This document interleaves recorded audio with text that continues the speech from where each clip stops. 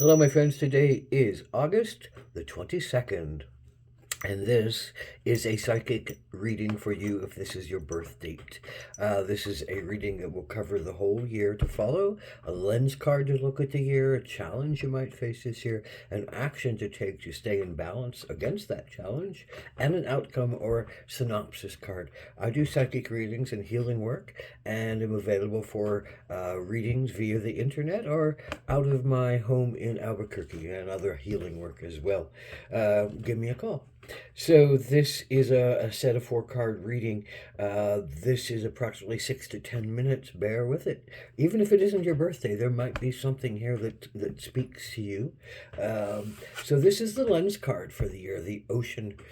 Boy, we fear the ocean, we fear the depths of the ocean, we fear the unknown in the ocean, we fear the monsters that dwell in the ocean, we fear drowning, we fear being pulled apart by sharks, we fear all these things of the ocean,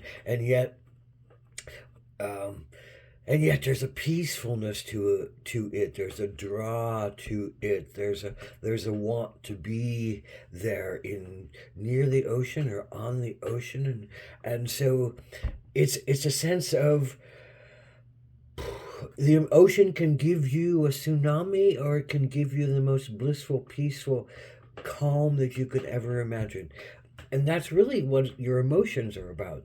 So the ocean represents your emotions, your subconscious, your unconscious, those fears that are down deep inside of you that you're afraid to dive into and look at.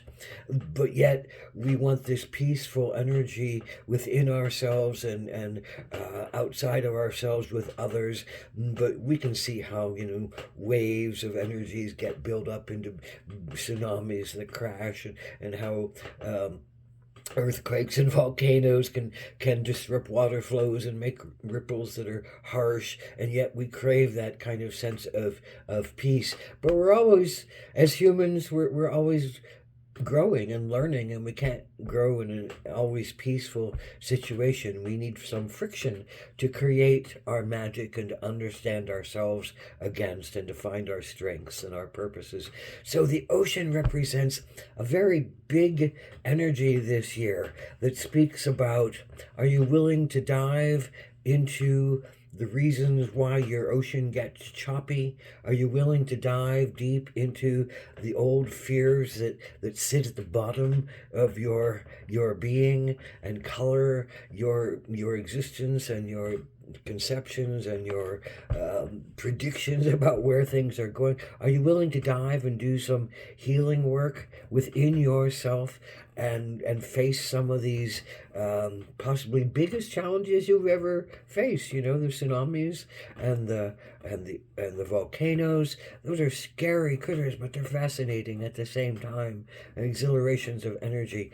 Will we live? Will we die? Who knows? But we're really alive in that moment. So this is about moments when you feel really alive, but you might feel terrified at the same time, but also you might feel a deep peace that sits in the ocean, that sits in those quiet places of refreshment and connection and vastness and the sense of the ocean and the humanity of the ocean. It's the widest possibility, and then the depths of the oceans inside of yourself. Whew, that's a lot to think about and look at. So what is this really saying? This is the challenge you face, August the 22nd. By the way, last day of Leo, going into the first day of Virgo. Here at August the 22nd, the strength card, the sense of you've learned a lot about taming your inner lion, and your lion being that part of you that wants to rule and live and be on stage and be the king of life, and devour what you want to devour, and rest when you want to rest, and so it's about taming the ego. It's about taming some of the fire. It's about taming some of the body push. It's about taming, um I think underneath all the power of the lion, there's also a sense of a lot of emotional uh, questions, and the lion wants to rule. So how it's about, I think this card has been about looking at the way you rule your domain, and whether you look at somebody else as something to eat or control,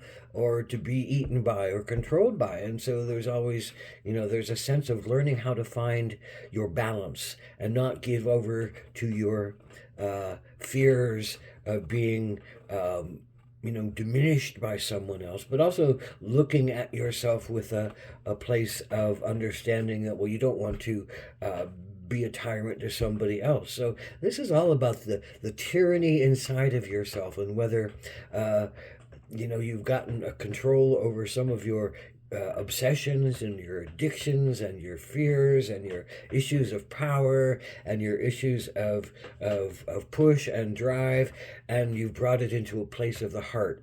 So this, the representation is that the feminine meets the masculine, and by virtue of the heart and intuition and feelings, does the balance of the lion, which is about analysis, power, and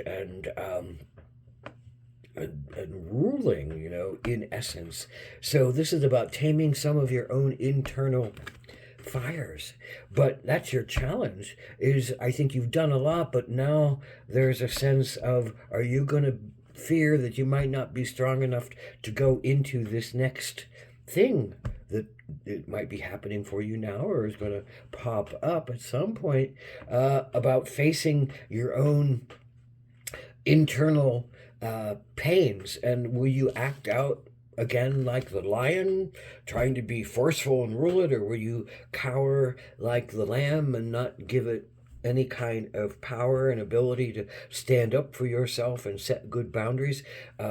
That's kind of the question about what are you going to do against a challenge that questions your own balance and your own fire and your own passion. The ocean is there, saying, come on, jump in, cool yourself down, open yourself up, leap in. Here's your action to take. The dolphin, who better to leap into the water, hold their breath, dive down deep, explore what is able to be explored, come back up, pop their cork, and refresh themselves in the sun and the air and the senses of themselves, dance on top of the water, dive back in. This is a powerful piece that says, all about your breath. Remember that your breath can help you. Remember that the control of your breath can help you. What does that mean? Well, in rebirthing vibration breathwork, which I studied, a continuous breath where you understand that you can slow it down or speed it up, depending on whether you want to luxuriate or get through something quickly, is a power that you have to control the experience. As long as you're breathing, you can breathe fast or you can breathe slow, as long as you're connecting that breath and not letting it stop. It's when we stop, those pains get lodged in us, and those fears get lodged in us, and those traumas get lodged in us. And the dolphin is saying, well, you can face with consciousness your breath. You can not only control the speed of it, but you can control the depth of it. You can breathe deeply into your belly if you're liking something that's happening. You can breathe shallowly up into your chest through your nose or through your mouth, but shallowly up into your chest if you want to get through something. But again, as long as you're learning how to breathe and keeping a breath and being conscious of your breath, you're going to go through this. And the dolphin also talks about mana, the gifts of grace, the gifts from God, Goddess, Creator, Heaven, all that is. Mana, the desert that offered up the edibles for Moses and his 40 years of circling with his tribe through it. Mana, those things that can bring you great gifts. And so with your breath and allowing your breath and a willingness to dive into the ocean, and a willingness to face some of maybe your harshest, hardest criticisms about yourself and pains and fears about yourself. Does the breath open you up to going deeper? And does the breath allow you to come and pop your cork and get rid of some of the pain of yourself, some of the stopped things in yourself, some of those places you didn't breathe the first time? You're able to pop your cork and breathe into them and receive the mana, receive the gift from them, because they weren't there to be a torment to you. Were there to be something that teaches you and helps you to heal and helps you to grow within yourself. And here is the final synopsis card. I love this card. This looks kind of scary at first, but I see this as a beautiful exchange between the subconscious or the unconscious of the ocean up to the person who's a fisherman, or at least a seeker out on the water, who's exchanging grace with this depth of wisdom, emotional wisdom, intuitive wisdom, feeling wisdom that comes out into the light of day and merges with this being who has a deeper understanding of both themselves, what they have to give and what they get to receive from this exchange. So open to your ocean. Dive in like the dolphin. Keep flowing with your breath. Keep it flowing.